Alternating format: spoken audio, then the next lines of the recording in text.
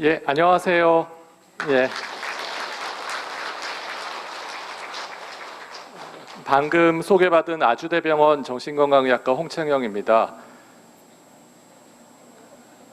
예, 스크린이 내려오고 있네요. 책 읽는 군포, 철쭉도시 군포에 오게 돼서 정말 영광이고요. 큰 시민, 작은 시, 시민이 주인 되는 이제 군포에 제가 너무나 존경하고 또 이렇게 학회에서 많은 활동을 하고 있는 홍나래 선생님이 계시는 군포시에 오게 된 걸 정말 영광으로 생각합니다. 제가 오늘 말씀드릴 내용은 치매사회 생존법에 대한 부분인데요. 치매에 대해서 많이 걱정되세요? 예, 오늘 강의를 들으면은 하나도 걱정할 게 없구나 이렇게 생각이 될 겁니다.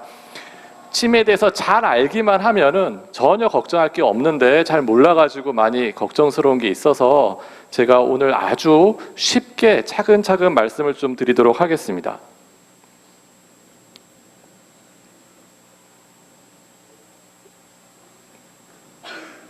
예. 먼저 제가 동영상을 하나 보여드리도록 하겠습니다. 막 깜짝 놀라실 것 같은데요.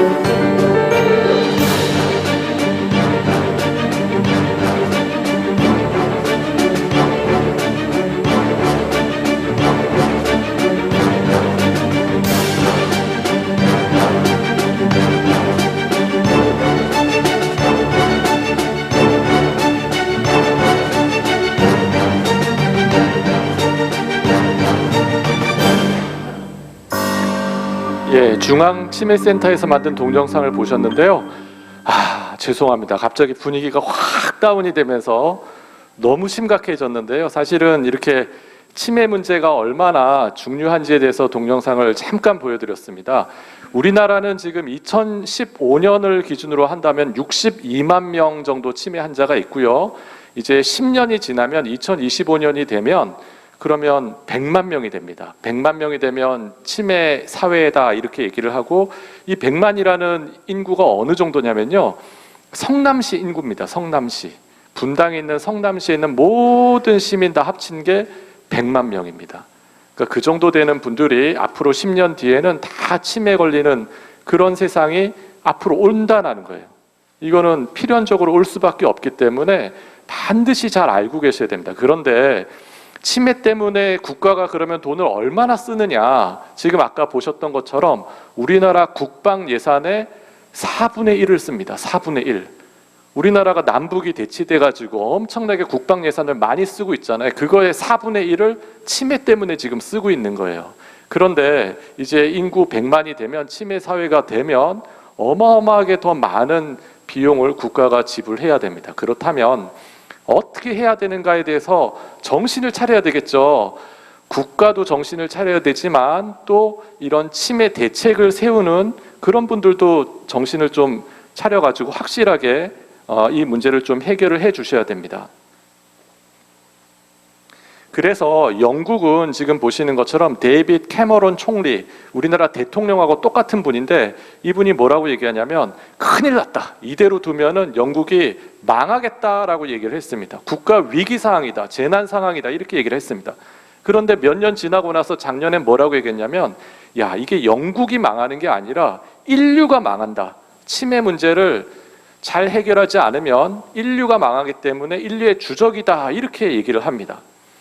자, 그러면 도대체 왜 이렇게 치매 여기서 치매 얘기를 할까요? 이제 치매가 많아지게 된 가장 큰 이유는 이 슬라이드를 보면은 잘 이해하실 것 같은데 지금부터 5,000년 전에 돌도끼 들고 막 사냥했던 이 청동기 시대 때는 사람이 평균 18살밖에 못 살았던 거예요.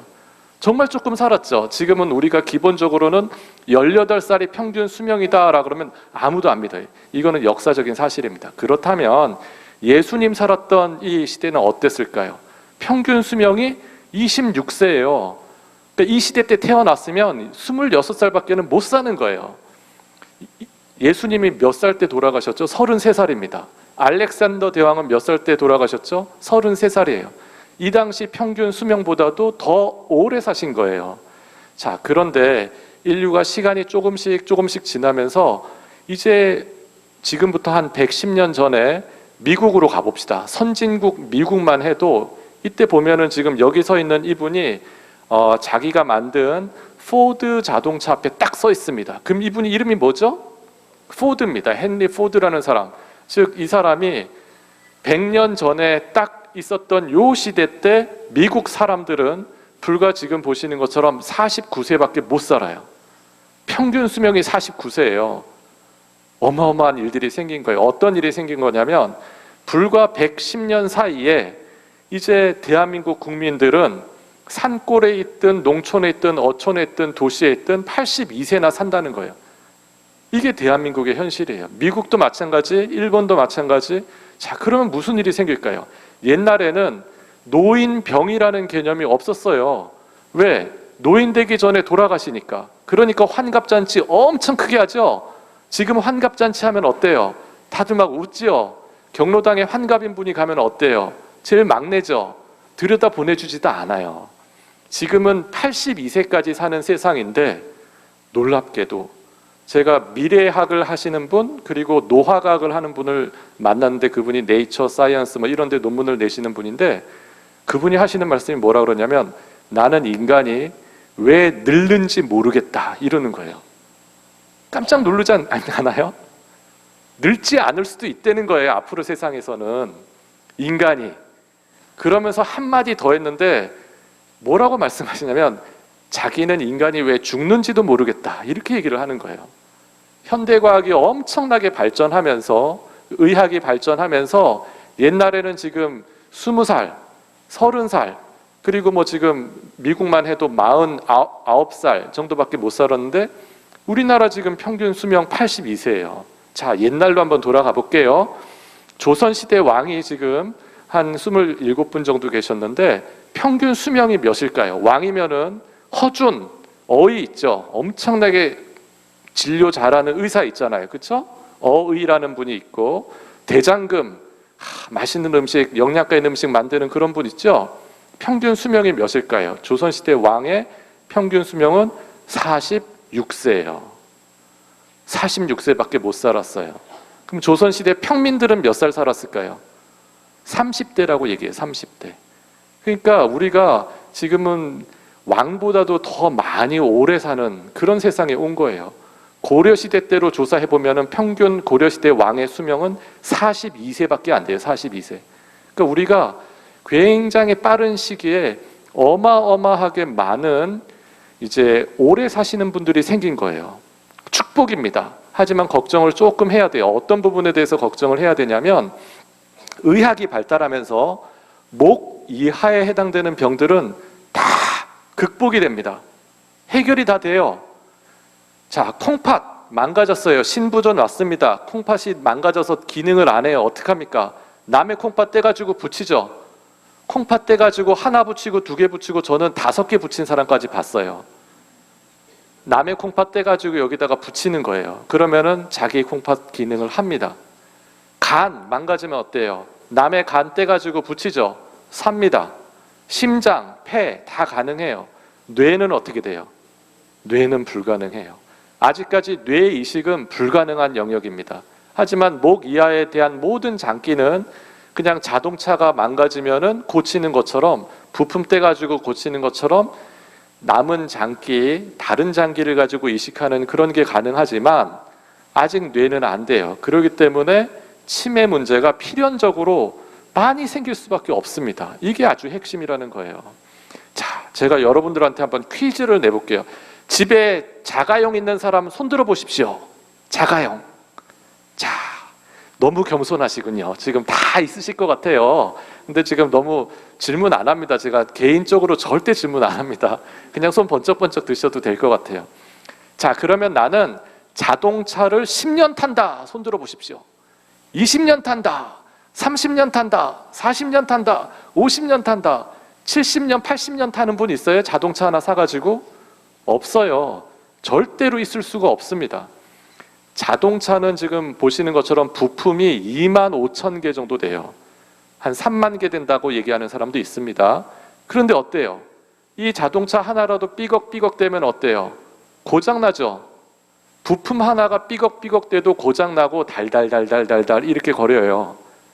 인간의 뇌는 부모님이 태어날 때 1000억 개의 뇌신경 세포를 물려줍니다. 1000억 개예요. 1000억 개. 어마어마하게 많은 건데 일부 뇌신경 세포를 제외하고는 재생이 안 돼요. 그 말은 뭐냐면 죽으면 끝이라는 거예요. 뇌신경 세포가 1000억 개에서 900억 개, 800억 개 죽으면 끝이라는 거예요. 간 어때요? 잘라내면 자라나죠? 간 세포가 재생한다는 말 들어보셨어요? 다른 것도 재생이 돼요. 뇌신경 세포는 죽으면 끝이에요. 그러니까 관리를 아주 잘 하셔야 돼요. 이 1000억 개 부모님이 굉장히 고스란히 잘 만들어주신 뇌신경 세포를 끝까지 건강하게 이제 잘 관리를 해야지 치매에 안 걸리는 겁니다. 이렇게 생겼어요. 뇌가 1350g 정도 됩니다. 아주 이제 무겁지 않은 형태인데 우리 몸의 피의 5분의 1을 사용해요. 어마어마하게 많은 에너지가 들어가는 거예요. 쉽게 말씀드리면 우리 몸에 있는 모든 피의 5분의 1은 뇌 속에 들어가서 웽웽웽웽웽웽웽 일을 하는 거예요. 다른 심장이나 이런 간, 콩팥 이런 여러 가지 장기도 중요하지만 뇌 속에는 피가 많이 들어갑니다. 그럼 그 뜻은 뇌 속에 꼭 필요한 영양분을 공급하고 뇌에서 생긴 노폐물 이런 것을 쓰레기 같은 걸 싹싹 잘 제거를 해야 된다는 거예요. 자, 쓰레기가 쌓이면 치워야 되죠. 근데 쓰레기 쌓이는 걸 치우는 역할을 혈관이 합니다. 혈관이 튼튼해야지만 치매에 안 걸리는 거예요. 그래서 제가 조금만 더 설명을 드리면 뇌세포가 서로 이렇게 연결이 돼 있는데 1000억 개의 뇌신경 세포가 뇌 회로가 이렇게 있습니다. 이렇게 회로가 있는데 어디가 망가지느냐에 따라 가지고 뇌 기능이 확 떨어지고 치매가 생기는 거예요. 그래서 2014년도에 미국의 오바마 대통령 아시죠? 그 흑인 대통령이요. 그 오바마 대통령이 이렇게 얘기했습니다. 앞으로 1000억 원을 투자해서 뇌 지도를 그려라 이렇게 얘기를 했습니다. 무슨 지도냐면 뇌 속에 어디가 망가지면은 무슨 병이 생기는지, 뇌 속에 어디가 망가지면 우울증이 생기고 정신분열병, 지금은 조현병이죠. 알츠하이머 치매가 생기는지 이런 지도를 그려라라고 얘기를 했습니다. 미국 사람들이 열심히 연구를 하고 있고 우리나라에서도 연구를 하고 있습니다. 자, 그래서 제가 여러분들께 던지는 첫 번째 메시지는 뭐냐면 호미로 막을 것을 가래로 막지 말자라는 겁니다. 조기 진단을 해야 된다는 거예요. 기왕 제가 여기 여러분들 오셨으니까 이렇게 맑은 날, 좋은 날 이렇게 군포 시청까지 오셨으니까 치매 검사를 한번 해드리도록 하겠습니다. 이렇게 집단으로 치매 검사하는 거는 처음인 것 같은데 제가 외래에서 주로 하는데 이제 여러분들 중에 치매 검사 괜찮아요? 예, 좋습니다. 제가 하는 질문에 대해서 앞에 사람, 옆에 사람, 뒤에 사람 눈치 보지 말고 대답 크게 하셔야 돼요. 대답 못하면, 내가 지금 물어보는 것에 대해서 대답을 잘 못하면 내가 좀 약간 문제가 있을 수도 있겠다 이렇게 생각하시면 됩니다. 먼저 기억력 검사를 하겠습니다. 우리나라 현재 대통령 이름은 뭐지요? 그 전에는요?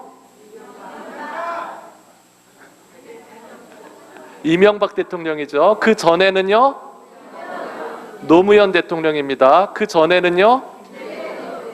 김대중 대통령입니다. 그 전에는요? 예, 목소리 힘이 점점 없어지고 있어요. 자신감이 떨어지시는군요. 이런 거 치매 어르신, 그 초기 단계 치매 어르신은 이거 대답 못합니다. 못해요. 우리나라 대통령 이름, 예전에 있는 대통령 이름 얘기하라 그래도 순서대로뿐 아니라 몇 개를 얘기를 하지 못해요. 다른 거 해볼게요. 제가 이번에는 전두엽 기능이라고 그래서 머릿속에 얼마나 빨리 팍팍팍팍 이렇게 회전이 잘 되나 하는 걸 알아보는 거예요. 여러분들 동물원에 가보셨죠? 예, 동물원 안 가보신 분도 가봤다고 얘기해야 됩니다.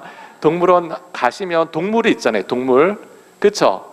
그러면 이제 시작합니다. 제가 이제부터 동물원에서 볼 수 있는 동물 10개를 대보십시오 라고 할 텐데 이 속도에 맞춰야 돼요. 시작!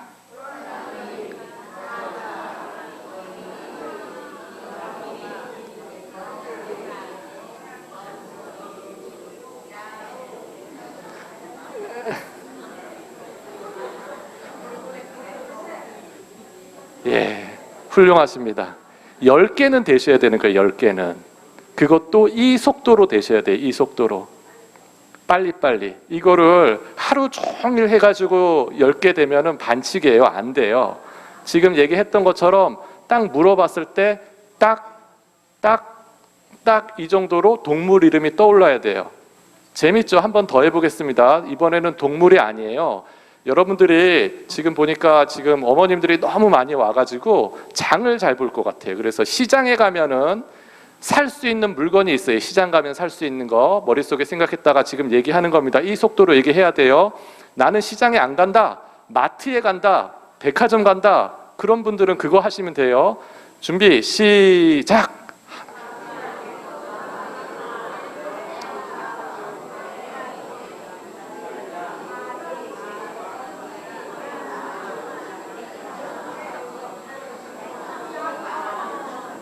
예, 훌륭하십니다.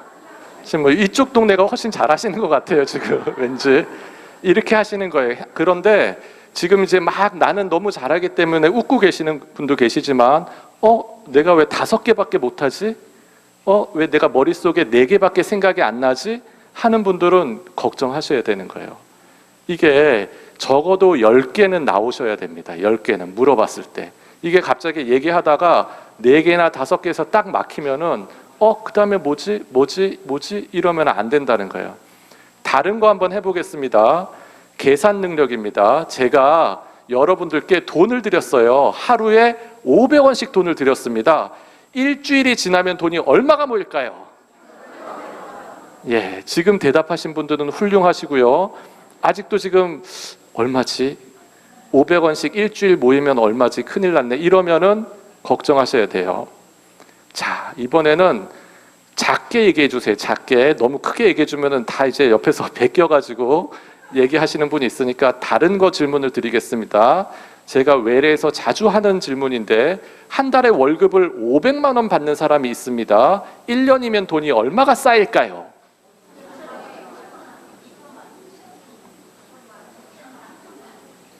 네, 지금 뭐 5천만 원, 6천만 원, 7천만 원 막 나오고 있는데 그쵸? 6천만 원입니다. 이거 5천만 원이라고 얘기하면 큰일 납니다.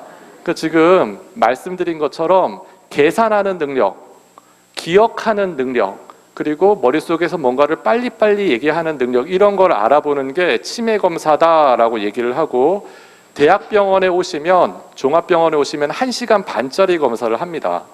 이게 뭐냐면요, 어떤 분이 만약에 선생님, 저는 공부를 참 못하는 것 같아요. 큰일입니다. 공부 못해서 큰일이에요. 그럼 선생님이 어떻게 할까요?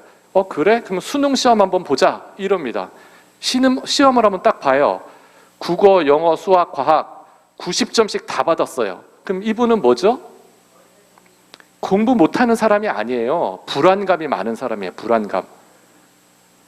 반대로 아유 선생님 저 공부 진짜 잘해요. 끄떡없습니다. 저는 아주 천재. 하나도 문제 없어요. 시험 한번 봅시다 하고 시험 딱 봤는데 10점 나온 거예요. 그건 뭐죠? 그거는 머리가 나쁜 거예요. 공부를 못한 거예요. 치매 검사라는 게 이런 겁니다. 뭐냐면 내 기억력 끄떡없어. 나는 계산하는 거 끄떡없어. 나는 아무 문제 없어. 이렇게 생각할 수도 있고, 야 큰일 났다. 치매 생긴 것 같다. 어떻게 하면 좋아. 막 이럴 수도 있어요. 근데 그런 거는 객관적인 검사를 뚝 해서 그러면은 100명이 있을 때 나는 몇 등 정도 하는지를 보면 그렇구나. 내가 안심해도 되겠구나. 또는 이 정도 단계에서는 더 나빠지지 않게 하는 약을 먹는 게 낫겠구나. 이런 거를 판단할 수가 있습니다. 그런 것에 대한 선별 검사는 보건복지부에서 전국의 보건소에서 다 해줍니다. 그리고 일부 경제적으로 어려운 분들은 2차 검진, 3차 검진도 무료로 다 해드립니다. 뿐만 아니라 치매에 걸리면 국가에서 경제적인 어떤 이유가 있으면 치매 진료비까지 무료로 다 해줍니다. 여기 군포시 정신보건센터에서도 아마 사업을 하고 또 보건소에서 군포시 보건소에서도 하니까 여러분들이 관심을 많이 가져주십시오. 자, 그러면 막 싸웁니다. 딸하고 며느리하고 막 싸워요. 지금 보면은 며느리가 시어머니가 치매인 것 같다고 막 얘기를 해요. 근데 딸이 무슨 소리냐, 지금 우리 어머니는 절대 치매 아니다. 이것도 잘하고 저것도 잘하고 막 다 잘한다 얘기를 합니다. 자, 여기서 한번 보겠습니다. 며느리 말이 맞다. 손 들어 보십시오. 딸 말이 맞다. 손 들어 보십시오. 예, 맞습니다. 지금 보면은 두 분 하시는 말씀이 맞는 거예요. 뭐냐면 뇌라는 것은 망가질 때 100%, 90%, 80%, 70% 이렇게 천천히 망가지기 때문에 초기 치매는 10% 망가졌으면 며느리는 10% 망가진 뇌를 가지고 얘기를 하는 겁니다. 딸은 90% 정상인 뇌를 가지고 얘기를 하는 거예요. 그러면 두 분 다 맞는 말씀이죠. 하지만 정말로 만약에 뭐가 나빠지기 시작했다면 국어, 영어, 수학, 과학 시험 봤는데 90점, 90점, 90점, 10점을 받았다면 그러면 이상한 거예요. 이분이 탑 90점 받아야지 왜 기억력만 10점을 받냐는 거예요. 그거는 뭔가 이상한 사인이 왔다라는 그런 내용입니다. 그래서 말씀드리면 지금 여기 보이는 왼쪽에 있는 분이 정신과 의사입니다. 독일의 알츠하이머 정신과 의사인데 이분이 독일의 프랑크푸르트 정신병원에 이제 근무를 하고 있었어요. 근데 이 51세 된 여성분입니다. 여자처럼 생겼나요? 이분의 남편이 박사를 찾아왔어요. 선생님, 당신이 독일에서 가장 유명한 정신과 의사인데 내 부인 오거스티가 51세인데 기억력이 깜빡깜빡하고 밤마다 소리 지르고 이상한 행동을 합니다. 제발 좀 고쳐주세요. 입원을 시켰습니다. 정신병원에. 그리고 치료를 계속 했습니다. 근데 결국은 돌아가셨어요. 그러고 나서 너무 속이 상했습니다. 알츠하이머 박사가. 그러고 난 다음에 남편한테 당신 부인은 돌아가셨지만 당신 부인이 왜 병에 걸렸는지 나는 꼭 알아내고 싶다. 제발 좀 부검을 할 수 있도록 도와달라. 그래서 뇌를 부검을 했습니다. 뇌를 잘라가지고 해부해 보니까 정상인 사람 뇌는 이렇게 통통한데 알츠하이머 박사의 뇌는 알츠하이머 병에 걸린 치매 걸린 분의 뇌는 이렇게 쪼글쪼글 푸석푸석합니다. 그러고 난 다음에 현미경으로 보니까 뇌 속에 이런 독성 물질이 가득 차여 있는 걸 봤어요. 이게 바로 알츠하이머 박사가 직접 펜으로 그린 그림입니다. 독성 물질이에요. 이게 1906년도에 논문에 나옵니다. 1906년도에 나온 논문에 이런 그림이 그려져 있어요. 그래서 그러면 뇌 속에 이런 독성 물질이 있는 병을 알츠하이머 병이라고 하자, 이렇게 얘기를 하게 된 겁니다. 제가 한번 보여드릴게요. 자, 이 실타래처럼 보이는 게 독성 물질이에요. 독성 물질.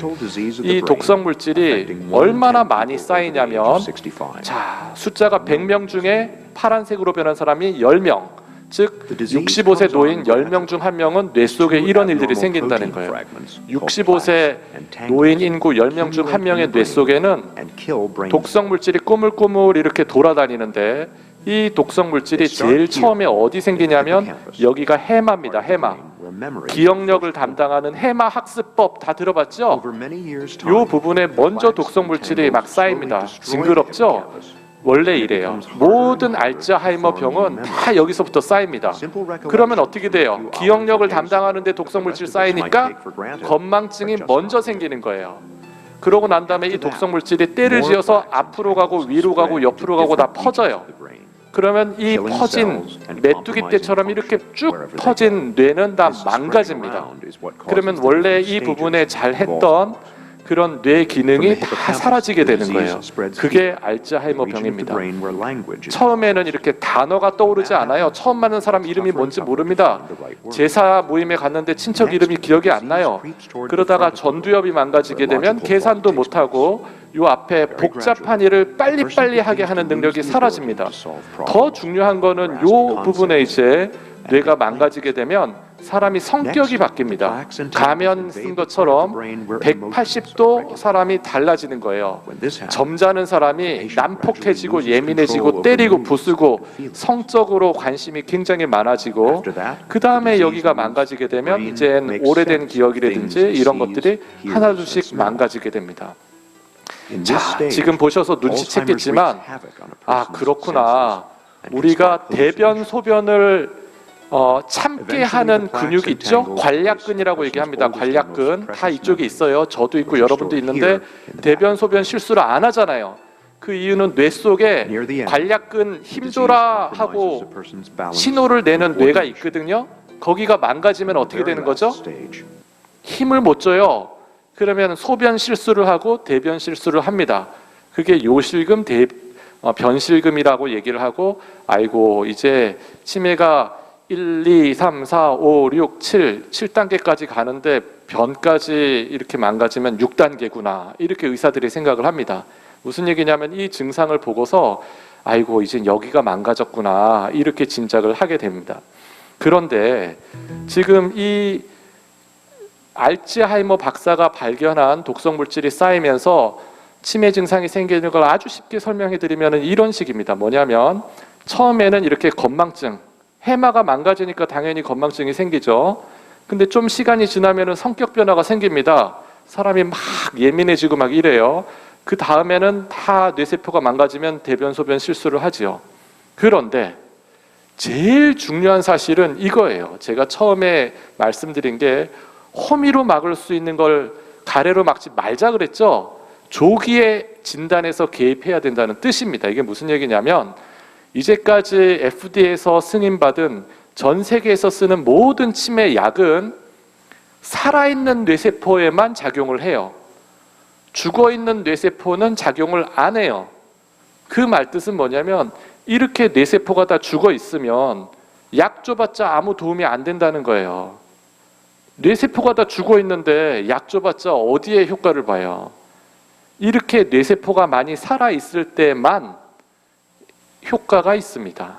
효과가 많이 있는 거예요. 그래서 조기 진단이 중요한 거예요. 제가 굉장히 안타까운 점은 뭐냐면 외래에서 환자를 보다 보면 정말 대학 교육도 받고 뭐 중소기업에서 임원까지 했던 분이신데 이분이 치매예요. 와서 나이가 젊습니다. 한 60대 되시는 분데 치매예요. 근데 왜 이렇게 늦게 왔냐? 보니까 말씀을 너무 잘하는 거예요. 말씀을. 청산유수입니다. 물어보면 그냥 질문 탁탁탁탁 대답을 잘해요. 그러니까 아, 나는 괜찮겠구나 해서 온 거예요. 근데 검사해보니까 뭐냐면 90점, 90점, 10점, 10점. 너무 이상한 거예요. 10점짜리에 대해서 신경을 써야지 90점짜리에 대해서 신경을 쓰면 안 된다는 거예요. 이분은 말씀은 되게 잘했는데 아까 제가 얘기했던 동물원 그거 얘기하면은 4개밖에 얘기 못했어요. 4개. 동물 4개밖에 얘기를 못해요. 비정상이에요, 비정상. 계산하는 거 그 500원짜리 500원씩 들여서 일주일이면 얼마입니까? 그럼 35만 원? 이렇게 얘기해요. 처음엔 거짓말인 줄 알았어요, 제가. 그럼 무슨 얘기냐면은 이런 부분이 점점 지날 때 어디가 먼저 망가지고 어떻게 나빠지는가에 대해서 좀 관심을 가져야 된다는 겁니다. 자, 약을 쓰면 도대체 뭐가 좋을까? 지금 보면은 약을 쓰면은 처음부터 약을 쓰면 첫 1년 동안은 반짝 좋아집니다. 반짝 좋아질 때 뭐라고 얘기하냐면 선생님 구름이 걷히는 것 같아요. 정신이 번쩍 납니다. 머리가 맑아졌어요. 이런 얘기를 합니다. 왜냐하면 치매약이 정신이 번쩍 뜨게 하는 효과가 있어요. 근데 1년이 지나고 나면 점점 나빠집니다. 결국 무슨 얘기냐면 치매약은 절대로 완쾌시키는 약이 아닙니다. 천천히 나빠지게 하는 약이에요. 천천히. 근데 치매약을 안 쓰면 이렇게 나빠져요. 처음부터 치료 안 하면. 중간에라도 치료하면 좋다라는 거예요. 제가 보면은 외래에서 어떤 분들은 이제 치료 큰아들 집에 가서 약을 먹다가 작은 아들이 시골이기 때문에 시골 가 있는 동안은 약을 안 먹다가 6개월 있다가 나중에 와서 보면은 약 먹다가 약을 안 먹으면 갑자기 확 나빠져서 오고 막 그런 일들도 있어요. 안타깝습니다. 그러니까 아까 이제 말씀드린 것처럼 많은 분들이 이런 얘기해요. 치매 약 먹어봤자 나빠질 건데 뭐한데 먹나 이런 얘기 하는데 이런 겁니다. 요양원에 입소하는 기간을 더 연장시킬 수 있어요. 치매를 병원에 가서 진료하면은 한 달에 한 5, 6만 원 정도 들 거예요 아마. 그런데 요양원에 가면은 어떤 데는 100만 원, 어떤 데는 200만 원 이렇게 들잖아요. 그렇죠? 그래서 몇 년이라도 요양원에 가는 기간을 연장시킬 수만 있다면 그러면은 이 약을 쓰는 게 아주 현명하고 일부 어떤 환자는요. 제가 5년째 약을 드리고 있는데 딱 진단받은 그 상태로 그냥 유지해요. 그런 사람도 있어요. 되게 신기해요. 그러니까 사람마다 약간 차이가 나는데 어떤 사람은 천천히 진행하고 어떤 사람은 빨리 진행하고 막 그런데 뭐든지 일단은 진단을 잘 받아서 치료를 잘 하는 게 제일 중요하다는 겁니다. 둘째는요. 기왕이면 다홍치마라는 말이 있는 것처럼 치매 걸릴 거라면 기왕이면 예쁜 치매가 중요하다는 거예요. 예쁜 치매. 무슨 얘기냐면 만약에 치매라는 병에 걸리더라도 어머니께서 그냥 아침에 일어나면은 따뜻한 밥 해드리면은 밥 잘 드시고 낮에 방에서 재밌게 그냥 잘 텔레비전 보고 하시고 밤에 잠자리 잘 이렇게 해드리면 밤에 잠 잘 주무시고 이러면은 치매가 5년, 10년, 20년 지나도 가족들이 아무 걱정을 안 해요. 그냥 조용히 잘 지내시지. 무슨 얘기냐면 기억력만 떨어지고 약간의 내가 돈 계산하거나 얘기하는 능력이 떨어질 뿐이지 문제를 안 일으킨다는 거예요. 그런데 가족들이 아이고 같이 못 살겠다. 이제 요양원에 입소시켜야 되겠다. 요양병원에 보내야 되겠다라고 하는 이유는 문제 행동 증상이 있어서 그런 거예요. 근데 그 문제 행동 증상이 조절 가능하다라는 개념을 우리나라 국민들은 아직도 모르고 있어요. 이게 제가 대한노인정신학회 학술이사로 있는 그런면서 여러 이제 강연도 하고 또 교육도 많이 하는데요. 의사분들도 모르는 경우가 많이 있습니다. 영국은 이미 국가에서 치매로 인한 문제 행동 증상이 있으면 이렇게 치료하십시오라고 국가가 지침을 만들어서 매뉴얼을 만들어 가지고 배포를 합니다. 일본도 2013년부터 2017년까지 5년 동안 일본에서 오렌지 플랜이라는 그런 계획이 있습니다. 그 치매 대책을 일본에서 만들어서 하는데 그 7가지 항목 중에 한 가지가 이런 거예요.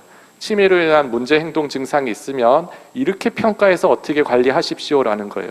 국가에서 나서가지고 그런 부분에 대해서 가르쳐주고 있는데 아직도 우리나라는 잘 모르는 분들이 많아요. 그냥 그래 치매 걸리면 치매 약 먹으면 되지 뭐. 이 생각은요. 고혈압 걸리면 고혈압 약 평생 먹으면 되지 뭐. 당뇨 걸리면 당뇨약 평생 먹으면 되지 뭐. 절대 이렇지 않다라는 거예요. 아까 지금 처음에 보여드렸던 것은 조기에 발견해서 평생 먹어야 되는 약이 1번 있습니다. 2번은 이거예요. 얌전한 치매, 문제없는 순한 예쁜 치매는 상관없지만 예쁘지 않는 경우는, 그런 경우는 치료하는 방법이 따로 있다라는 거예요. 그게 뭐냐면 지금 보시는 것처럼 의심증, 환각, 불면증, 공격성, 짜증, 충동성 이런 거예요. 무슨 뜻이냐면 예를 들어 가지고 그렇게 얌전하게 지내던 분이 며느리가 내 반지를 훔쳐갔다 라고 하면 같이 살 수 있나요, 없나요? 살 수 있습니다. 그 말 한다고 못 살겠어요? 그 말 한다고 못 살지 않아요. 그런데 며느리가 내 반지를 훔쳐가서 죽여야 되겠다라고 생각해서 손톱으로 얼굴을 핥히고 목을 조르고 가위로 찌르고 하면은 같이 살기가 힘들어요. 무슨 얘기냐면 의심증 수준이 아니라 정말로 심한 형태의 망상증까지 간다면 조절을 해줘야 되는 거예요. 한 집에 사는 어르신이 치매에 걸려서 새벽 3시만 되면은 벌떡 일어나가지고 자는 고3 수험생이나 직장 다니는 남편이나 다 깨웁니다. 소리 내면서. 그러면은 어때요? 벌떡벌떡 일어나겠죠. 소리 지르고 그러니까. 근데 그게 하루 이틀이지 6개월, 1년 이렇게 계속 하다 보면은 지쳐서 못 살겠죠. 그럴 때는 어떻게 하면 돼요? 잠을 잘 주무시게 하는 약을 드리면 되는 거예요. 점잖은 분이 며느리가 상 들고 오면은 손도 만지고 허리도 만지고 막 다른 데도 만지고 막 이렇게 만지려고 하면 어때요? 너만 참아라 이렇게 하면 되는 게 아니라 충동적인 부분에 대해서 억제하는 그런 약을 쓰면 그게 사라져요. 여러분들은 화나면은 망치로 사람 안 때리죠? 혹시 있습니까? 저는 그런 사람 봤어요. 화가 나면 망치로 사람을 때려요. 그거는 뇌 속에 충동성을 담당하는, 공격성을 담당하는 부분이 망가진 거예요. 나 그냥 화난 거예요. 화난 거니까 옆에 보이는 거는 무조건 뒤집어 엎고 때리고 그래요. 마찬가지로 화내는 거, 짜증내는 거, 공격성에 대한 약을 쓰면 그게 사라집니다. 근데 이런 사실이 있다라는 것을 모르는 게 되게 많아요. 그래서 제가 설명을 잠깐 드리면 뇌가 지금 보면은 1000억 개의 뇌신경세포가 서로 연결되어 있는데 이 뇌신경세포는 신경과 신경이 전달되어 있는 이 부분이 굉장히 중요해요. 이 부분이 신경 전달 물질이다라는 건데 여러분들 한 번쯤 들어보셨을 만한 도파민, 세로토닌, 아세틸콜린, 노르에피네프린, 히스타민 이런 것들입니다. 한 번만 볼까요? 제가 어떻게 생겼는지 보여드릴게요. 여러분들 뇌 속에 이런 일들이 벌어지고 있는 거예요. 지금도. 지금 보고 듣고 생각하고 느끼고 모든 뇌 속에 1초에 120m의 속도로 빠른 전기적 자극이 왔다 갔다 하고 있습니다. 그러면서 맨 마지막에는 이 전기적 자극이 끝날 때쯤 되면은 아까 보셨던 완두콩처럼 생겼던 구슬이 뿔뿔뿔뿔뿔뿔 이렇게 나옵니다. 요런 물질이 아주 중요한 거예요. 요 물질이 아까 얘기했던 도파민, 세로토닌, 아세틸콜린 이런 건데 그 중에서도 아세틸콜린이 치매에 꼭 필요한 물질입니다. 이게 떨어지면 치매가 생기고 아까 처음에 보셨던 치매약이 아세틸콜린을 높여주는 약이에요. 그런데 마찬가지로 이런 게 정상적으로 100이 나와야 되는데 100, 80이 나오면 어때요? 20을 보충해줘야 되겠죠. 120이 나오면 어때요? 20만큼 못 나오게 해줘야 되겠죠. 그런 것들이 바로 뭐냐면 약물입니다. 약물. 이런 약물이 지금 보시는 도파민, 세로토닌, 히스타민, 아세틸콜린, 노르에피네프린 이런 데 쭉 작용하는데 이런 걸로 약을 개발해요. 근데 이런 걸 약을 개발하는 게 지금 한번 요거를 보여드리겠습니다. 요 슬라이드는 2005년도에서 미국에서 가장 많이 팔린 약을 1등부터 20등까지 순서를 매겼는데 여기 떨어지는 빨간색, 여기 떨어지는 파란색, 여기 떨어지는 녹색. 아이쿠. 미국에서 가장 많이 쓰는 약 20개 중에 7개가 아까 보셨던 뇌 속의 신경 전달 물질을 올리고 내리고 하는 치매로 인한 문제 행동 증사를 잡아주는 약들이에요. 실제로 이 약은 어디에 쓰냐면 환청, 망상, 우울증, 불면증, 충동 조절, 공격성 이런 걸 잡아주는 약이에요. 미국에서 이렇게 많이 2005년도에 썼습니다. 그러면 지금은 어떨까? 여러분들이 이제 확인할 수 있습니다. 스마트폰 있으신 분은 확인할 수 있습니다. www.drugs.com이라는 데 들어가시면 미국에서 가장 많이 팔리는 약이 순서대로 100등까지 쭉 나옵니다. 분기별로 나옵니다. 2003년, 13년도, 2014년도 모두 지금 보시는 것처럼 우울증을 치료하는 약이 5등이고 환청이나 망상을 치료하는 약이 1등이에요. 많이 쓴다는 거예요. 근데 아직까지 우리나라 사람들은 이런 교육을 못 받았기 때문에 정신과에 대한 편견이 있어요. 자, 미국 사람들이 바볼까요? 미국 사람들이 무식해서 그럴까요? 그렇지 않아요.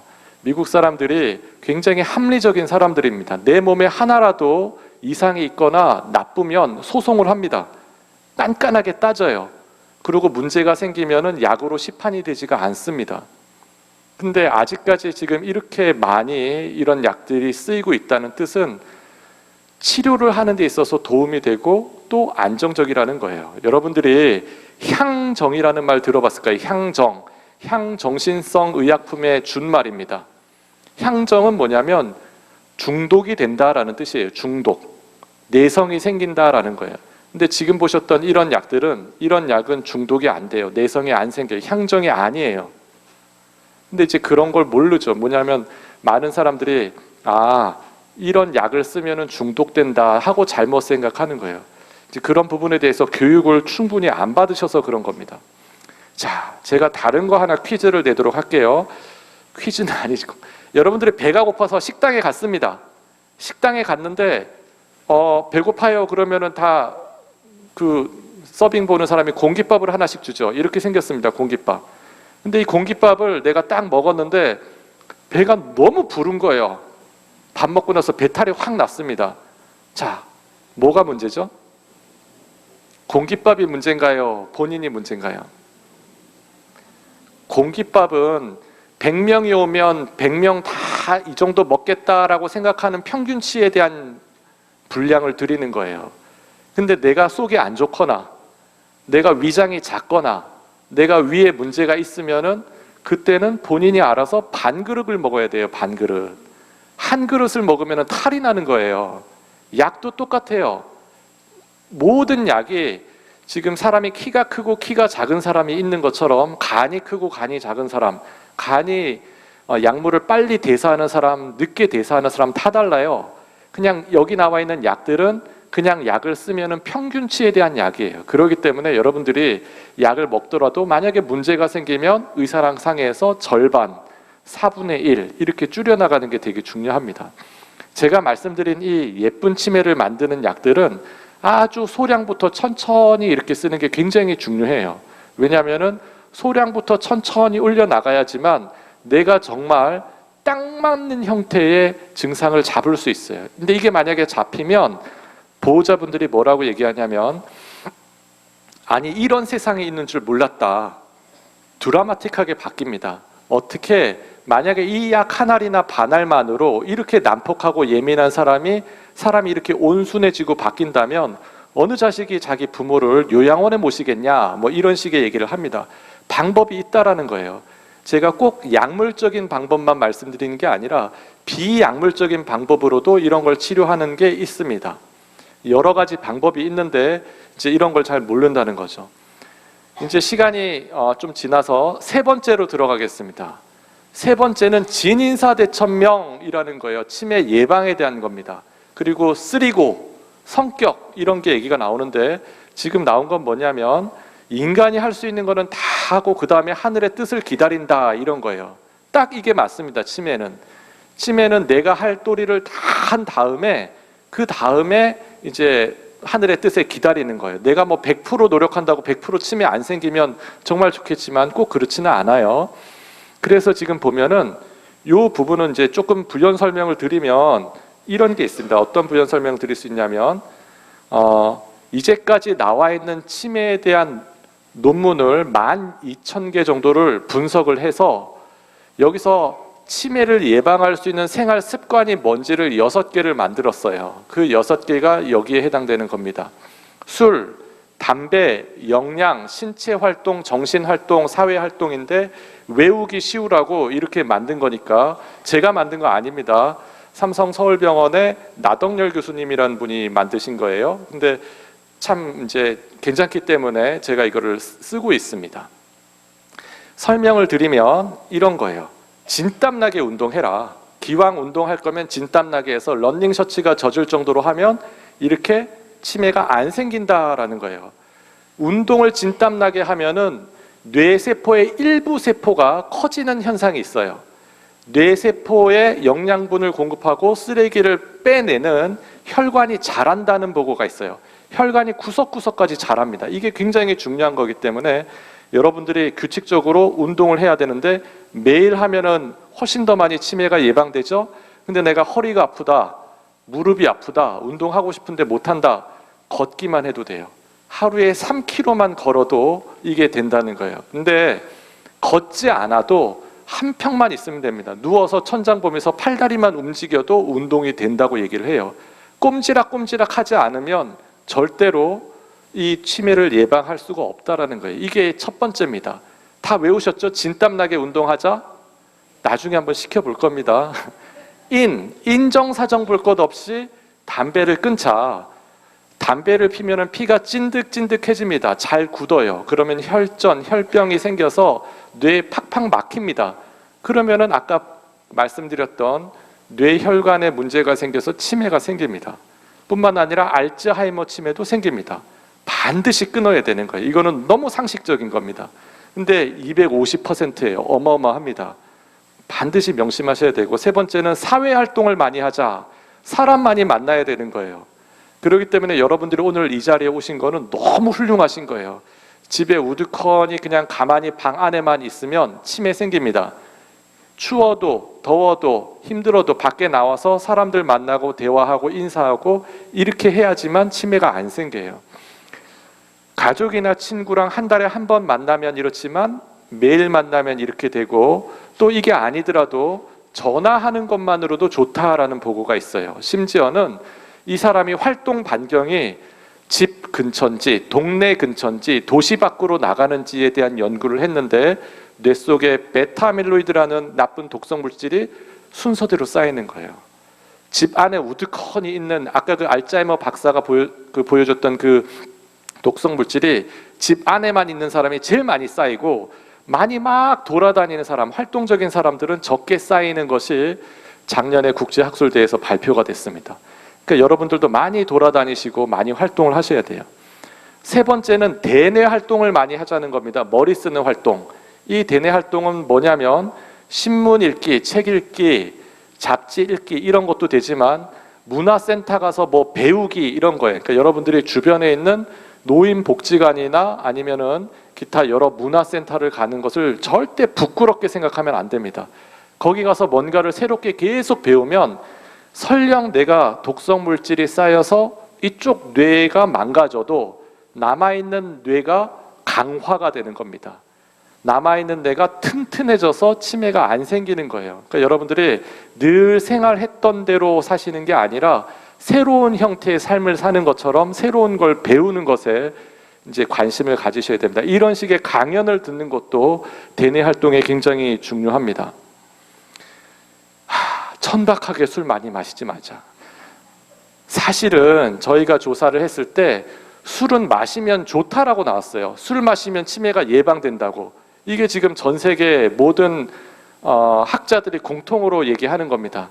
단 하루에 한 잔 반주로 마시면 좋다라고 돼 있어요. 이거는 치매뿐 아니라 뇌졸중에도 좋다라고 되는데 이거를 복지부에 그렇게 얘기를 못합니다. 왜냐하면 사람들이 잘못 알아듣고 술 많이 마셔라 이렇게 할 수 있고, 한 잔이라 그러면은 소주를 맥주잔에 따라 마시는 사람도 있고, 그렇기 때문에 절대로 권하는 내용으로 저희가 얘기를 하지 않았어요. 무슨 얘기냐면 그냥 술은 마시지 마십시오 이렇게 하는 게 맞는 거예요. 한 잔이 두 잔 부르고 두 잔이 10잔 부르고 막 이렇게 되기 때문에 절대 천박하게 술 많이 마시면 안 됩니다. 다음에는 명을 연장시키는, 명석해지는 식사를 하는 건데, 지금 여기 나오는 것들이 뭐냐면 아까 뇌가 하루 종일 웽웽웽웽웽 활동을 한다 그랬죠? 그러면은 이 웽웽웽웽 활동하는 것을 보호해야 되는데 뇌가 산화 공격이라는 산소의 공격을 많이 받습니다. 그러면 항산화제가 필요해요. 그 항산화제가 지금 보이는 야채나 과일에 많이 들어있는 거예요. 그래서 저는 그냥 얘기를 할 때 이렇게 얘기를 합니다. 뭐라고 얘기를 하냐면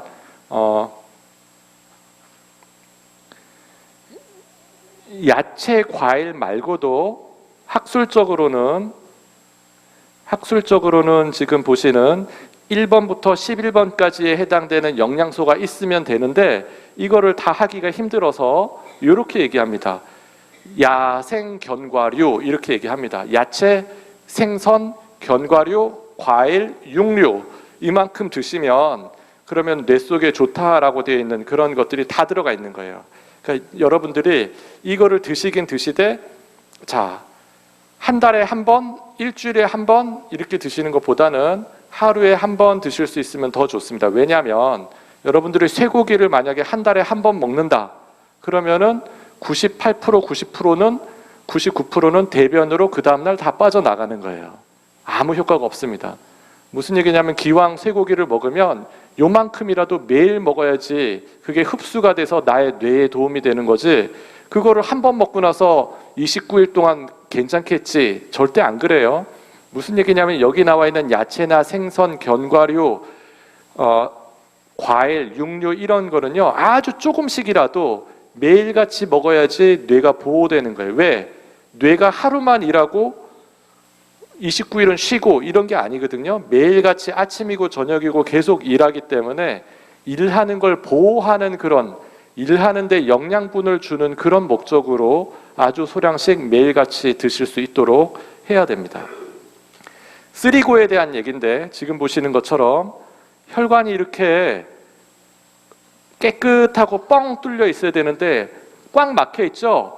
고혈압, 고혈당, 고지혈증 있으면 이렇게 막힙니다. 그래서 쓰리고가 무섭다라는 거예요. 그래서 아까 말씀드린 것처럼 진땀나게 운동하고 인정사정 볼 것 없이 담배를 끊고 사회활동 많이 하고 대내 활동 많이 하고 천박하게 술 많이 마시지 말고 명석해지는 음식 먹고 진인사대천명이죠. 쓰리고를 조심해라 라는 건데 제가 나머지 시간에 강조하려고 하는 거는 야 지금 얘기 듣기는 다 들었는데 새로운 게 한 개도 없다. 내가 이거 다 알고 있는 내용이다. 이거 지금 뭐 운동 좋다는 거 모르는 사람이 어딨냐.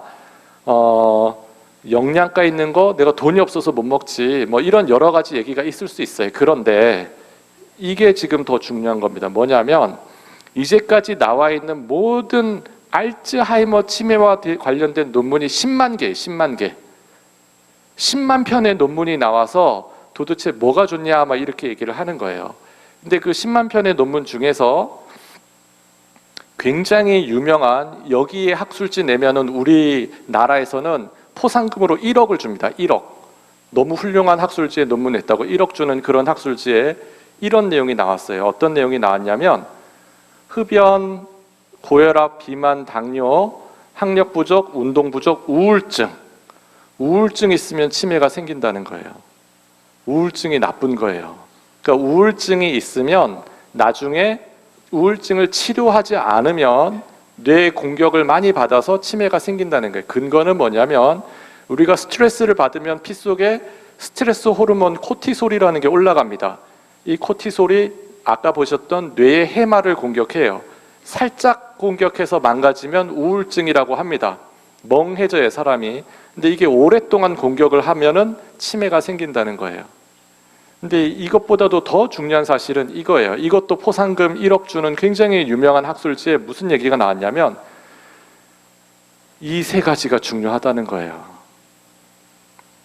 치매를 유발하는 성격입니다. 여러분들이 이게 없기를 정말 기대합니다.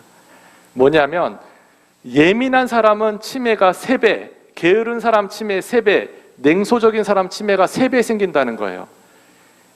이게 얘기하는 게 아주 핵심 중에 핵심입니다. 무슨 얘기냐면 치매는요, 치매 예방은 전적으로 성격이에요. 성격. 전적으로. 내가 부지런한 사람, 내가 예민하지 않은 사람, 내가 누가 얘기하면 그대로 받아들이고 삐딱하게 바라보지 않는 사람은 그러면 치매 안 걸려요. 그런데 설령 지금 여기 정말 금은보화가 있어도 그래 당신은 그렇게 얘기하시오, 나는 나대로 살련다, 나는 내 맘대로 살련다 하고 삐딱한 성격, 냉소적인 성격을 가지고 있으면 그러면 치매가 걸리는 거죠. 마찬가지로 부지런하게 뭔가 운동하고 해야 되는데 게으른 사람도 마찬가지고, 사소한 일에 대해서 짜증 많이 내고 불안해하는 이런 사람들도 치매가 많이 생깁니다. 제가 여러분들께 성격 테스트를 한번 해보도록 하겠습니다. 성격 테스트. 자, 지금 여기 멋진 배우가 선남 선녀 두 분이 있는데 어떻습니까? 예, 지극히 정상이세요. 지금 딱 보시고 예쁘다, 잘생겼다, 흐뭇하다, 만나고 싶다 이렇게 얘기하면 정상인데, 코 수술했네, 아유 쌍꺼풀 한 것 같아, 성격이 참 안 좋을 것 같아, 이렇게 하는 사람들이 꼭 있습니다. 꼭 삐딱한 사람이에요. 있으면 있는 그대로 봐서 즐거운 대로 세상에 아름다운 거, 예쁜 거, 또 사랑스러운 거 이런 것만 봐도 정말 할 게 많은데 항상 그 중에서 제일 나쁜 것만 먼저 찾아가지고 비난, 불평, 불만, 이거 안 된다는 거예요. 이거 있으면 아까 보셨던 것처럼 치매가 3배 생긴다는 거예요. 3배. 아까 보셨던 것처럼 술, 담배 이런 거 1.7배밖에 안 돼요. 그러니까 담배를 이렇게 하루에 한 갑씩 20년 동안 피워도 2배 이상 이렇게 그 위험도가 올라가지 않는데, 이 성격은 3배예요. 3배. 어마어마하게 많이 올라가는 거예요. 꼭 명심하셔야 됩니다. 그러면 마무리를 하겠습니다. 여러분들이 이 좋은 성격을 가지기 위해서 어떻게 하셔야 되느냐, 제가 요거를 보여드릴게요. 뭐냐면 미소 짓기. 하루에 한 번이라도 미소 짓기 꼭 하셔야 됩니다. 이러면은 성격이 더 긍정적으로 됩니다. 그래서 여러분들이 그냥 나 자신이 기뻐서 미소 지을 수도 있지만 다른 사람들을 기쁘게 하는, 반갑게 하는, 즐겁게 하는 그런 생활 습관을 들이면 사람이 긍정적으로 변하게 됩니다. 그런 거를 해야지만 지금 미소 지으면서 좋아진다는 거고, 두 번째는 칭찬하기입니다. 칭찬하기. 자, 제가 한번 이거 말씀드려 볼게요. 초등학교 학생이 교장 선생님한테 어허 참 잘했네 이런 거 들어본 적 있어요? 없어요. 그러면 교장 선생님이 초등학교 학생한테 야, 넌 참 똘똘하구나, 잘했구나 이런 건 들어봤죠? 칭찬이라는 게 이런 거예요. 여러분들이 칭찬을 많이 하면 많이 할수록 여러분들이 교장 선생님이 되는 거예요. 교감 선생님이 되는 겁니다. 높은 사람이 되는 거예요. 칭찬을 하면 할수록 여러분들이 올라가는 겁니다. 그렇기 때문에 절대 칭찬을 아끼지 마십시오. 그러면 칭찬을 어떻게 하는지에 대해서 제가 아주 한번 여러분들하고 같이 한번 해보겠습니다. 제가 하는 말 그대로 한번 따라 해보세요. 어쩜 이렇게. 옆에 사람 보시고 예쁘세요.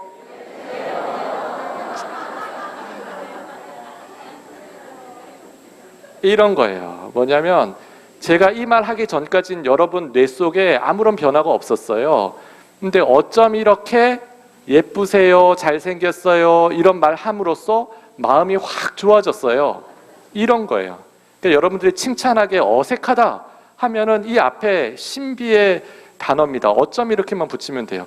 어쩜 이렇게를 붙이면요, 못할 칭찬이 한 개도 없어요. 어쩜 이렇게 예쁜 옷을 샀어요? 어쩜 이렇게 안경이 멋있습니까? 어쩜 이렇게 헤어스타일이 좋아요? 어쩜 이렇게 넥타이를 잘 맸나요? 어쩜 이렇게 훌륭한 구두를 샀습니까? 어쩜 이렇게 잘생기고 예쁘고 멋지고 피부가 좋고, 보이는 대로 그냥 얘기만 하면 돼요. 근데 어쩜 이렇게를 안 붙이고 잘생겼네요, 예쁘네요 이러면 이상해지는 거예요. 그러니까 여러분들이 앞에 어쩜 이렇게 얘기를 하면서 칭찬하는 습관을 가지셔야지 여러분들이 스트레스도 줄이고 긍정적인 사고를 할 수 있습니다. 마지막에 대한 건데요. 사실은 거의 강연 마지막인데 항상 감사하는 마음이 있어야 됩니다. 이게 뭐냐면 저도 마찬가지고 여러분들도 마찬가지고 결국은 정자, 난자로부터 온 거예요. 세포 이거 하나로부터 지금 사람이 됐습니다. 이렇게 분화가 돼서 사람이 됐는데 살아있다는 것 자체가 신기한 거예요. 얼마나 신기하냐면 아까 말씀드렸죠. 1000억 개나 되는 뇌신경 세포가 온전하게 있기 때문에 여러분들이 지금 온전하게 보고 듣고 말하고 생각하고 이런 게 다 되는 거예요. 근데 이거는 거의 기적과 같은 일입니다. 1000억 개나 되는 뇌신경 세포가 열심히 자기 나름대로 뇌 회로를 만들어 가지고 잘 기계처럼 배열이 잘 돼 있는 거예요. 근데 이게 언제든지 고장 날 수 있구나 하는 겸허한 마음을 가지고 있어야 됩니다. 그래서 매사에 감사하는 마음이 있어야 됩니다. 다시 말씀드리면 인간은 절대로 신이 아닙니다. 신이 아니기 때문에 완전하지가 않아요. 완벽하지가 않아요. 제가 외래에서 환자를 보다 보면은 너무나 안타까운 사연이 되게 많아요. 100가지가 넘습니다. 근데 잘 보면은 다 그분들이 절대 개인적으로 원하지 않았던 사건, 원하지 않았던 사고, 원하지 않았던 질병 생깁니다. 10살 때 생기냐, 20살 때 생기냐, 70살 때 생기냐 이런 차이지 인간이기 때문에 태어나서 돌아가실 때까지 누구나 이런 질병이나 이런 게 올 수 있어요. 그러면 그런 질병이나 사건이나 사고가 생겼을 때 어떻게 이거를 지혜롭게 잘 해결하느냐 하는 게 굉장히 중요한 거예요. 그래서 마지막을 말씀드리면 이런 겁니다. 뭐냐면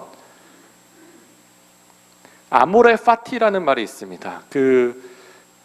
로마의 5현재 중에 아우렐리우스라는 분이 처음 얘기했고 프레드릭 니체라는 분이 얘기했고 최근에는 서울대 조국 교수님이 얘기했는데 그 얘기가 뭐냐면 당신의 인생을 사랑하십시오라는 거예요. 당신의 운명을 받아들이고 사랑하십시오. 무슨 얘기냐면 우리가 신이 아니잖아요. 그러니까 부족한 것도 나 자신, 모자란 것도 나 자신, 병든 것도 나 자신, 내가 약간 약한 부분도 나 자신, 나한테 못난 부분도 나 자신이라는 것을 받아들이고 감사한 마음으로 살아가야지. 왜 나는 이래? 왜 나만 병에 걸렸어? 왜 나만 이렇게 힘든 일이 많이 생겨? 이러면 절대 안 된다는 거예요. 그런 것을 받아들이고 편안한 마음으로 수용하는 마음으로 감사하는 마음으로 살면 아까 얘기했던 것처럼 치매를 예방할 수 있다라는 거고, 마지막 슬라이드로 한 번만 여러분들하고 같이 한번 해보겠습니다. 맨 마지막 치매를 예방하는 10가지 한번 제가 앞에 진 하면은 여러분들이 해보시겠습니까? 진. 훌륭하십니다. 진땀나게 운동하기. 인. 그쵸. 인정사정 볼 것 없이 담배 끊기. 사회활동 많이 하고. 대내 활동 많이 하시고. 천박하게 술 많이 드시면 안 되고. 명을 연장하는 음식 많이 드시기. 자, 쓰리고의 고 뭐였죠? 예, 여러분들 너무 훌륭하십니다. 지금 이것만 잘 기억하시면 어떤 치매가 생겨도 잘 해결할 수 있고 또 치매를 예방할 수 있는 방법을 다 익혔으니까 꼭 머릿속에 기억하시고 치매에 대해서 불안해하시지 마시고 걱정하지 마십시오. 나라에서도 치매를 예방하는, 그리고 치매가 생겼을 때 여러 가지 관리하는 그런 제도나 그런 시스템을 만들려고 노력을 많이 하고 있습니다. 저희 학회에서도 그런 노력을 많이 하고 있으니까 여러분들이 항상 미소 짓고 칭찬하시고 감사하는 마음으로 살면 좋겠다는 말씀을 끝으로 강연을 마치도록 하겠습니다. 감사합니다. 네, 재미있으셨죠? 어쩜 그렇게 강의를 재미있고 맛깔나게 하시는지. 네, 질문 받아주신다고 말씀 주셔서요. 혹시 이제 더 추가적으로 질문하시고 싶으신 내용 있으시면 손을 들고 말씀해 주시면 질문 받아주실 것 같습니다.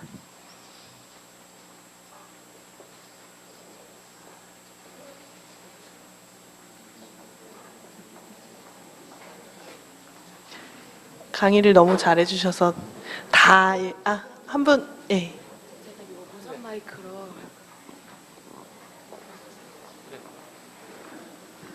어머니 질문 하시겠다고 손 드신 거죠?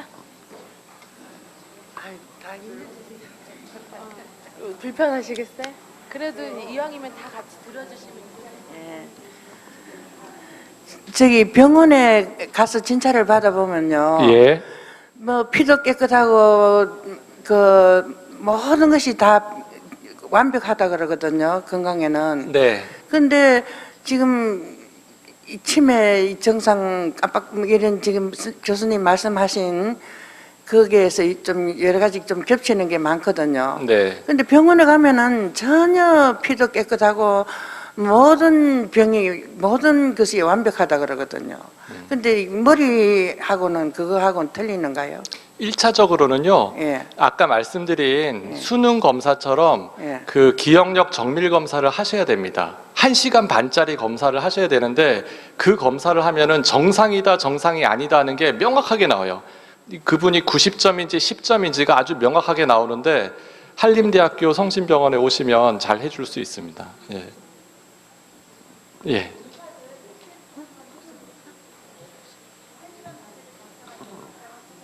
이렇게 우리에게 유익한 강의를 해주셔서 우선 감사드립니다, 교수님께. 죄송합니다. 제가 그 질문을 여기 질문을 예. 받고 나서 한번 하겠습니다. 예. 잠깐만. 그런데요, 예. 제가 가만히 지금 들어보니까요, 종교 생활을 충실히 할 때 이 모든 것이 해결되는 것 같아요.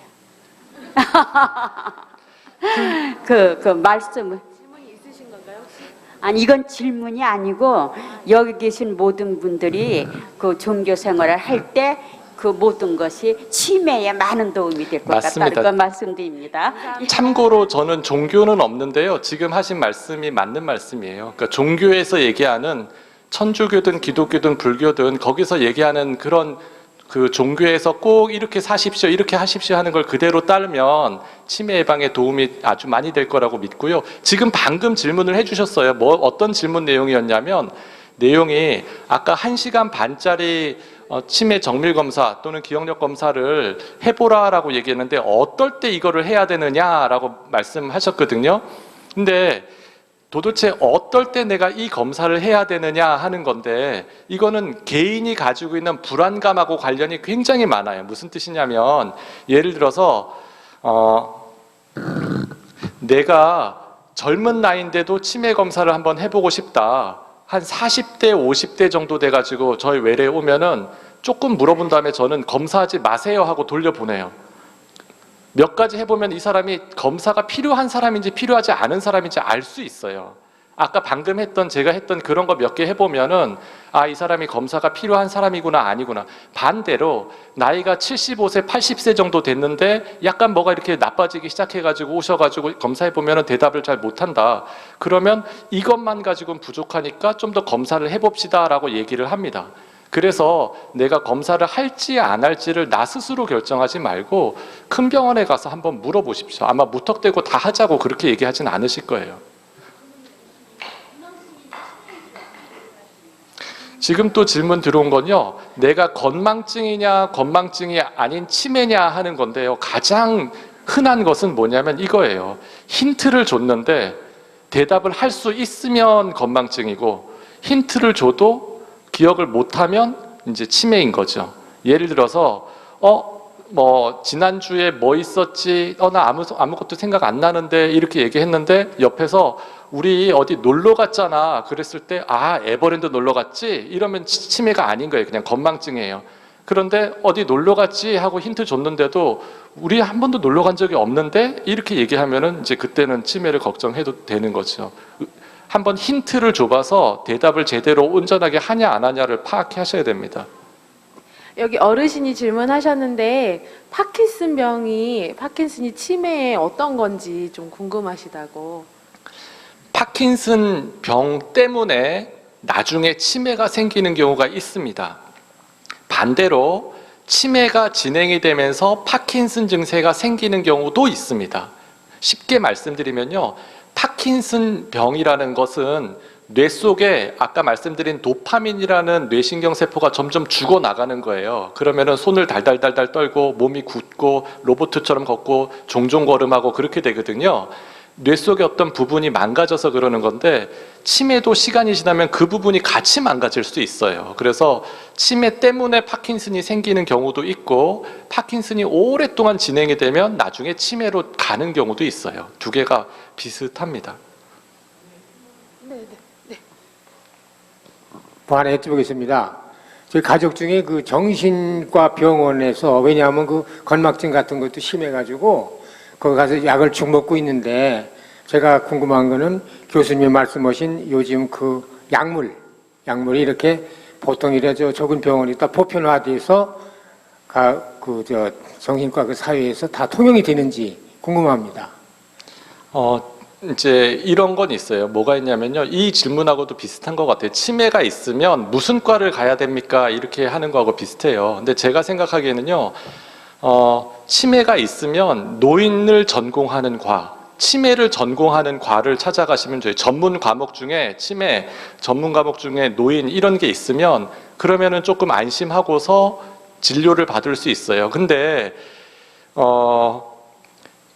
의사 중에서도 또는 의학적인 그런 게 있는 분들 중에서도 치매를 전공하지 않은 분들은 조금 뭐라 그럴까요? 최근에 나와 있는 최신 지식을 잘 이렇게 의료에 적용하지 못하는 경우도 있을 수는 있습니다. 이런 건 있어요. 뭐가 있냐면 처음에 큰 병원에 오셔서 진찰을 정확하게 받고 약을 조정을 한 다음에 그 약을 똑같은 약을 주세요 해서 개인 병원이나 집에서 가까운 병원에서 계속 약을 타드시는 그런 방법도 괜찮습니다. 왜냐하면 처음에가 좀 어렵지 나중에는 같은 약을 계속 타게 되는 경우가 많거든요. 그러니까 그렇게 하셔도 됩니다. 그 파킨슨 약을 중간에 끊어도 되는지 또 문의하시네요. 이제 증상에 따라 가지고 이제 그 약을 쓰는 게 다르긴 하거든요. 근데 일반적으로 파킨슨을 진단받으면 약을 한 알 먹냐 반 알 먹냐 뭐 이런 식의 차이지 계속 먹어야 됩니다. 이거를 점점 나빠지는 병이거든요. 좋아지는 병이 아니라서. 근데 완쾌는 아니더라도 심하게 나빠질 것을 조금 나빠지게 하고 많이 불편할 거를 조금 불편하게 한다, 이런 개념으로 생각하시면 좋겠습니다. 질문 좀 드리겠는데요. 그 치매 초기를 만약에 이제 초기라고 알았어요. 그러면은 집에서 계시는 것보다는 요양원 같은 데 가서 뭐 운동도 뭐 이렇게 손 운동 뭐 무슨 이런 거를 많이 하는데 그런 데 가는 게 더 좋은 건지 집에서 그냥 계시는 게 더 좋은 건지. 상황에 따라서 달라요. 저는 요양원을 싫어하거나 나빠하지 않습니다. 왜냐하면 지금 말씀하신 것처럼 집에 우두커니 그냥 빈 방에 정말 열쇠 자물쇠 가둬놓는 것처럼 지내는 것보다는 정말 요양원이나 요양병원에 가서 프로그램도 하시고 사람도 어울리고 젊은 사람도 만나고 이러는 게 더 좋을 수도 있거든요. 근데 아직까지 우리나라 정서에서는 부모님이 또는 가족이 치매에 걸리면 집에서 그냥 모시는 것만큼 모시지 어떻게 시설에 보내냐 이런 마음도 있긴 하거든요. 그래서 가족들이 어떤 마음이냐에 따라서 그게 좀 달라집니다. 그래서 가족들이 좀 아이고 이렇게 하는 거는 그냥 요양원 보내는 게 낫겠다라고 결정을 내릴 때 그때 가는 게 맞긴 합니다. 하나 정도만 더. 예. 말가 해야 돼요. 그리고 다 같이 또 정보를 들으시면 도움이 되시니까요. 현재 저희 엄마가 알츠하이머 때문에 계속 그 패치를 주고 계시는데요. 아까 설명 말씀을 들으니까 지금 현재 그 뭐 의심증이나 망상 뭐 이런 것들 때문에 그런 특별한 또 항목에서 쓰시는 약이 있다고 하셨는데 그러면 그런 검사는 또 따로 검사할 필요 없고요. 이런 게 있습니다라고 얘기하면 병원에서 그거에 대한 약을 드리는데요. 그런 것은 치매를 전공하는 의사한테 얘기해야 됩니다. 왜냐하면 안 그러면은 그냥 치매 약만 드리는 경우가 많거든요. 지금 말씀하시는 그런 증상에 어떤 약을 한 알이나 반 알만 쓰면은 정말 드라마틱하게 빨리 좋아질 수 있거든요. 그 종합병원급에 오시면 그런 걸 해결할 수 있고 또 전문 과목 중에서 치매를 전공하는지를 홈페이지를 한번 찾아보시면 그러면은 좋을 것 같습니다. 치매라는 병이 사실은 저도 생길 수 있거든요. 나이 들면은. 누구나 생길 수 있는 겁니다. 그래서 무섭다라고 생각하지 마시고, 아이고, 누구나 생길 수 있으니까 이거를 잘 알자, 이거를 잘 극복하자, 이런 마음을 갖는 게 제일 중요한 것 같습니다. 네, 고생해주신 홍사영 교수님께 한 번 더 박수 보내주시면 감사하겠습니다.